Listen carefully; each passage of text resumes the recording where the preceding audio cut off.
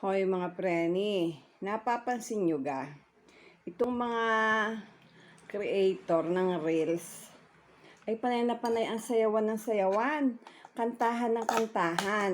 Akala ko baga ay takot na takot at bawal ang ma-copyright sa pagkanta. Pag ikaw isumayo ay may tugtog. Ay maliwanag ko baga naman sa inyo. Ilang minutes baga ang kailangan para hindi ka ma-copyright ni Meta. Pag ikisumayo at kumanta, baka akala ninyo kayo laang ang may gusto. Ako yung gusto ko rin, sumayo at kumanta. Comment na kung ilang minutes para hindi ma-copyright ni Meta at ako sasayaw na rin. Sige, ay pipinong ensalada at saka sinigang na hipon. Bye! Sasayaw din ako.